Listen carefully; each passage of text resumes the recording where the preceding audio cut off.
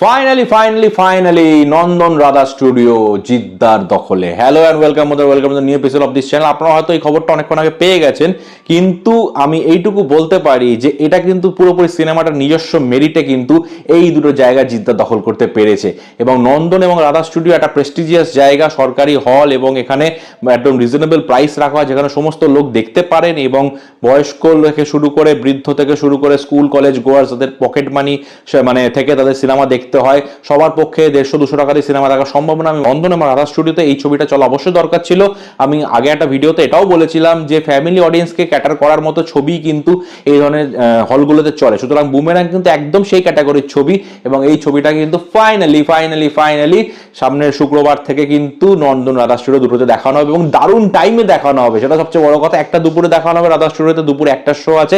নন্দনের শোটা আরো বেশি ইন্টারেস্টিং, সেটা 6:20 শো, একদম ভালো টাইমে কিন্তু দেওয়া হচ্ছে। সুতরাং নন্দন রাধা স্টুডিও কিন্তু জয় করে ফেললেন জিদ্দা। 2021-এ বাজি লাস্ট দেখানো হয়েছিল নন্দনে, তারপরে কিন্তু আর কোনো ছবি জিদ্দার দেখানো হয়নি, এবং ইভেন মানে অসুরও সম্ভবত দেখানো হয়নি নন্দনে। সুতরাং এই খবরটা কিন্তু দারুণ একটা খবর এবং আমি খুব খুশি।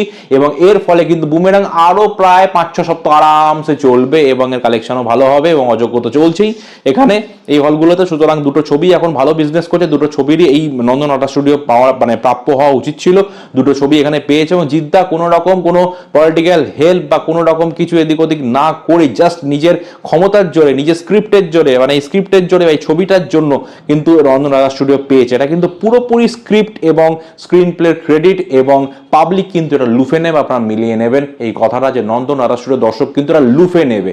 এতদিন অবধি নন্দন রাধা স্টুডিও মানে দর্শক যে ধরনের ছবি চাইছিল সব কিন্তু সে ধরনের ছবি চলছিল না নন্দন রাধা স্টুডিওতে। সেই ঘরানার ছবি যেটা কিন্তু সবাই মিলে গিয়ে এনজয় করে দেখতে পারবে, এবং একজন ফ্যামিলি যদি 7-8 জন 10 জন দেখে সেক্ষেত্রে কিন্তু মানে টিকিটের প্রাইসটা ম্যাটার করছে। এই দুটো হলেই আমি দেখেছি যথেষ্ট ভালো সাউন্ড, মানে প্রিমিয়াম হলের মতোই সাউন্ড এবং পিকচার কোয়ালিটি।